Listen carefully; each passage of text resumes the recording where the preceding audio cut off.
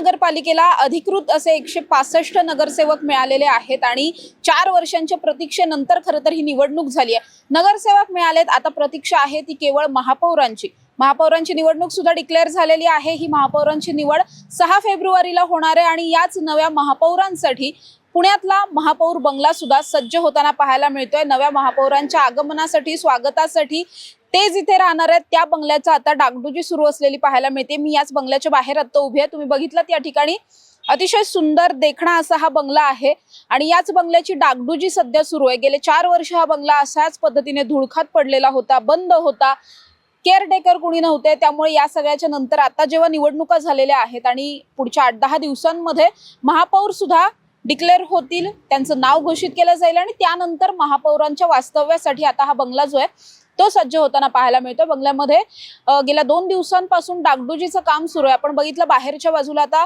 पांढऱ्या शुभ्र रंगाचा हा बंगला आहे आणि सुरुवातीपासूनच अतिशय मेन सिटीमध्ये असलेला हा मोठ्या स्पेसवरती बांधलेला आलिशान असा बंगला, पांढऱ्या शुभ्र रंगाचा बंगला असल्यामुळे आधीपासूनच खरं तर लोकांचं आकर्षण राहिलेलं आहे। तशाच पद्धतीने आता सुद्धा व्हाईट कलर दिला जातोय। आतमधलं जे फर्निचर आहे गेल्या अनेक वर्षांपासून जे बदललेलं नव्हतं ते फर्निचर नवीन या ठिकाणी बसवलं जात आहे। इंटेरियरची काही कामं असतील ती सुद्धा केली जाते। बाहेरचं गार्डन जर आपण बघितलं तर गार्डन सुद्धा आता या ठिकाणी स्वच्छ केलं जात आहे, झाडांना शेप दिले जात आहेत, माळी या ठिकाणी आलेले आहेत, पेंटर आहेत, वेगवेगळ्या पद्धतीची कामं, स्वच्छतेची कामं असतील, घरातली जुने काही वस्तू ज्या आता खराब झालेल्या आहेत ते काढून टाकणं असेल, लाईटचं काम असेल, इलेक्ट्रिसिटीच्या दृष्टिकोनातून ज्या ज्या काही इलेक्ट्रॉनिक अप्लायन्सेस असतील त्यांचं पुन्हा एकदा डागडुजी असेल, असं सगळं केलं जात आहे। आणि पुढच्या काही दिवसांमध्ये 6 फेब्रुवारी नंतर याच महापौर बंगल्यामध्ये नवे महापौर राहायला येणार आहेत, वास्तव्याला येणार आहेत। खरं तर या बंगल्याविषयी थोडंसं जाणून घेऊयात आपण।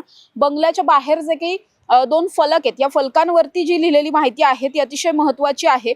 या फलकांवर जी माहिती दिली आहे त्यानुसार हा जो बंगला आहे हा बंगला 2005 मध्ये बांधण्यात आला होता। त्यावेळी बंगला बांधण्यासाठी तब्बल 1.5 कोटींचा खर्च केलेला होता। आताही बघितलं आपण या सगळ्या फलकावरती मोठ्या प्रमाणात माहिती या ठिकाणी दिलेली आहे। तेव्हाचे खासदार होते सुरेश कलमाडी यांच्या हस्ते या बंगल्याचं जे आहे ते लोकार्पण झालेलं होतं। त्याच्यानंतर आणखी एक फलक सुद्धा या ठिकाणी आहे। या फलकावरती जे लिहिलंय तिथे जर आपण बघितलं तर जवळपास 2013 मध्ये पुन्हा एकदा रिनोव्हेशन झालेलं होतं या बंगल्याचं। म्हणजे तेव्हा 1.5 कोटींचा बांधलेला बंगला, त्याच्यानंतर 2013 मध्ये झालेलं पुन्हा एकदा रिनोव्हेशन आणि आता पुन्हा सुरू असलेली डागडुजी, अशी जवळपास 2 ते 3 वेळा आपण म्हणू शकतो रिनोव्हेशन झालेलं आहे, डागडुजी झालेली आणि त्यानंतर हा बंगला पुन्हा एकदा आता नव्या महापौरांच्या स्वागतासाठी त्यांच्या राहण्यालायक बनवला जातोय। खूप मोठी परंपरा या बंगल्याला राहिलेली आहे, कारण या बंगल्यामध्ये अनेक महापौरांनी वास्तव्य केलेलं आहे, अनेक जण या ठिकाणी राहून गेलेत।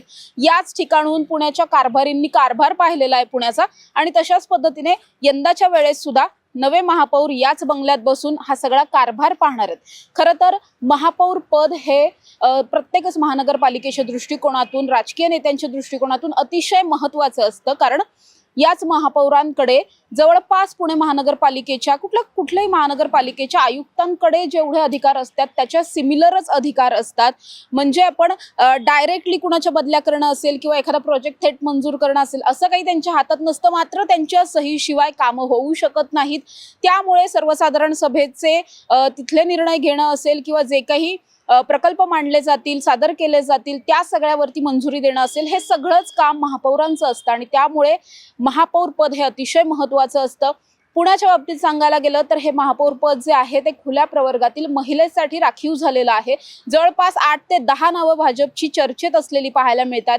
त्यामुळे ऐन टायमिंगला कदाचित भाजप नवीन चेहरा सुद्धा देऊ शकतं किंवा मग ज्या 4-5 सध्याच्या महिला नगरसेविका आहेत ज्यांनी 2, 3, 4 टर्म काम केलेलं आहे त्यांच्यापैकी कुणालाही हे महापौर पद जे आहे ते कदाचित मिळू शकतं आणि मग त्यानंतर त्या महिला नगरसेविका ज्या महापौर होणार आहेत त्या स्वतः आणि त्यांची फॅमिली या बंगल्यात राहायला येणार आणि इथूनच सगळा पुढचा जो काही महानगरपालिकेचा कारभार आहे पुढच्या 5 वर्षांचा, हा सगळा कारभार याच महापौर बंगल्यातून होताना पाहायला मिळणार आहे। त्यामुळे आता सगळ्यांना प्रतीक्षा आहे ती केवळ 6 फेब्रुवारीची। 6 फेब्रुवारीला महापौर कोण होणार हे नाव निश्चित होणार आहे आणि त्यानंतर महापौरांचा सगळा लवाजमा घेऊन ते या बंगल्यामध्ये शिफ्टही होणार आहेत।